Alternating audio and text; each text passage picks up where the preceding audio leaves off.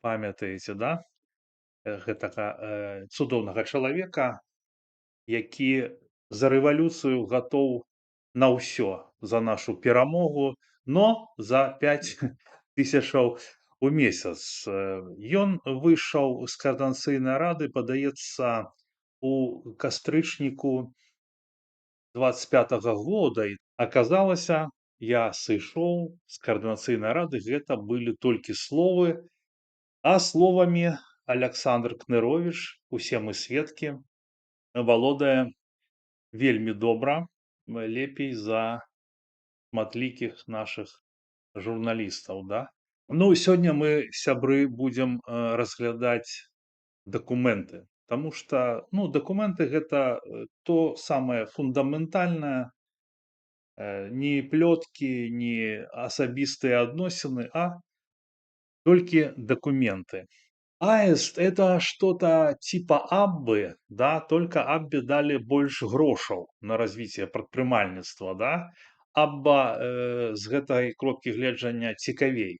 Кныровіч выйшаў, нет, Кныровіч з турмы выйшаў раней, он вышел у 21 годзе, ну, пока прыехаў. Ён был прэзісам, прэзідэнтам гэтага стоварышэння. Но самае цікавае у нас пачынаецца 5 сакавіка 2026 года.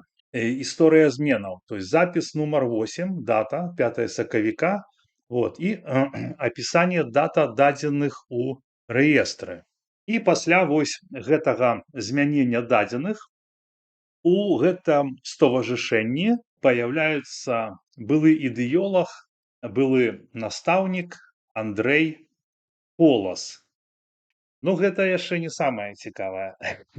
Там яшчэ з'яўляецца вядомы падлічыцель галасоў Яраслаў Бекіш з багатай грантавай гісторыяй. У гэтым нет нічога незаконнага, я падкрэсліваю.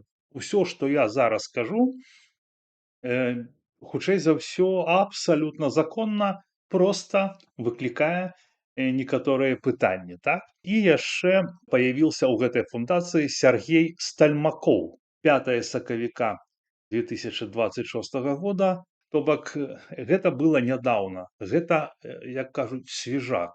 То бок, ну, нельга ўжо сказаць, што яны там калісьці былі там знаёмыя даўным-давно арганізавалі гэтую фундацыю. Нет. Гэтае, правільна сказаць, ставарышэнне, яно вось ствараецца ў нас на вачах падчас перадвыбарчай кампаніі. І ўсе гэтыя людзі, яны так или інакш звязаны з каардынацыйнай радай. Кныровіч і Ягораў — гэта заўзятары, Бекіш цэнтравы у цэнтр выбаркамі пры ліберы, да, то бок ён не першы раз, наколькі я ведаю, мінімум другі, а можа і больш. Колас і Стальмакоў, яны ўжо хадзілі у КР як прыхільнікі руха Прыкоп'ева і Егорова. І я вам скажу, што Сяргей Стальмакоў, ён ледзь не трапіў у каардынацыйную раду мінулага склікання. Пажадаем яму шчасця у гэты раз. Я думаю, што ў гэты раз у яго ўсё атрымаецца, таму што менавіта ў гэты раз ён ідзе пад нумарам 3. Я думаю, прарвецца, дасць рады. Ідзе ён у адным спісе, там, дзе лідар Андрэй Колас. Направление, вот, звярніце ўвагу. Ось членок зарząду Егоров сейчас. А вот ревизийная комиссия Ярослав Бекиш и Сергей Стельмаков. Это все компания человека, который уже сышоў з каардынацыйнай рады Александра Кныровича. Ну, думаю, что гэта такие цікавыя моманты. Не ведаю, як вам, я лічу патрэбным гэта данесці да выбаршчыкаў. Я не ведаю, правда, колькі іх будзе там хоць 1000 там ці колькі, невядома, да. Ну, тым не менш. Андрэй Колас з'яўляецца трэцім чальцом праўлення Аіста, і ў кантэксце выбараў у каардынацыйную раду гэта становіцца вельмі цікавым.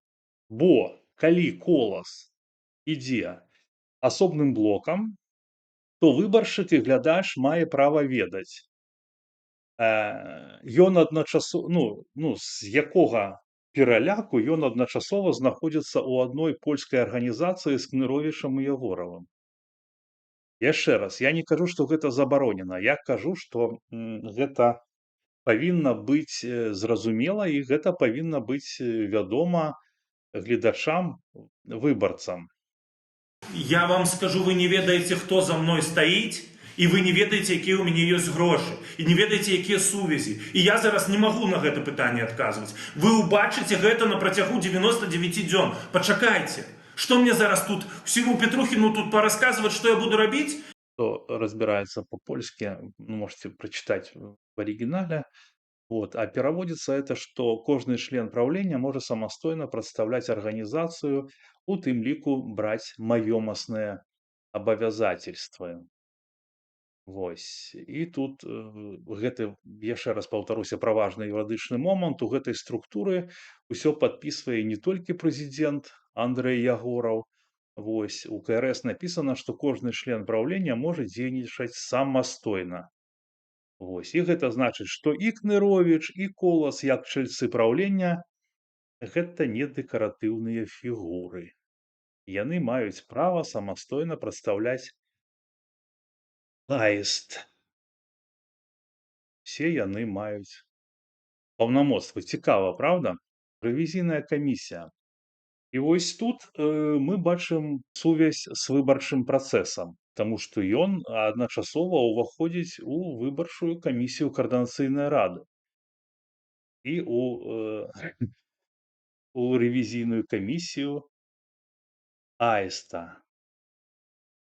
І тут відавочнае пытанне пра канфлікт інтарэсаў і пра празрыстасць. Таму што я думаю, што выбарцы павінны ведаць, што чалавек з выбарчай камісіі находится у одной организации с такими пристойными людьми, як Кнырович и Ягоров. Ну и Колос, конечно же. Можно сказать на прыкладзе Бекіша, што аіст прысутнічае ў выбарчай камісіі Каардынацыйнай рады. Ну хіба не так. Як будуць падлічвацца галасы, ніхто з нас праверыць проста не зможа. Няма механізма, магчыма, яго наўмысна няма, но праверыць мы не зможам. Што яны напішуць, як Ярмошына піша, то і будзе. Яны змянілі профіль дзейнасці. Вось, калі ласка. Польскім языком. Вот, раней, вот вверху у них написано раней, старые мэты аіста былі пра развіцця прадпрымальніцтва ў Польшы, падтрымку беларускіх падтрымальнікаў у Польшы, адукацыю па прадпрымальніцтве, павышэнні кампетэнцыі прадпрымальнікаў. А зараз глядзіце, якія новыя мэты пасля упісу нумар 8. Развіццё грамадскага удзелу, салідарная падтрымка, механізмы удзелу і ўзаемадапамогі, грамадзянскія кампетэнцыі, развіццё лідарства, самаарганізацыя, прадстаўніцтва інтарэсаў супольнасці, абарона сацыяльных інтарэсаў беларусаў. Слухайте, Кныровіч і абарона сацыяльных інтарэсаў беларусаў. Ну такія, ведаеце, абсалютна рэчы, якія не могуць ніколі перасекчыся ў адной кропцы, на мой погляд. Потом супрацоўніцтва з дзяржаўнымі самакіравальнымі грамадскімі і прыватнымі структурамі. Раней аіст выглядаў як арганізацыя пра бізнес, пра беларускіх прадпрымальнікаў у Польшы, а ў 26 годзе статусныя мэты змяняюцца, і цяпер ужо не толькі бізнес, тут з'яўляюцца словы грамадскі ўдзел, салідарная падтрымка, грамадзянскія кампетэнцыі, лідарства.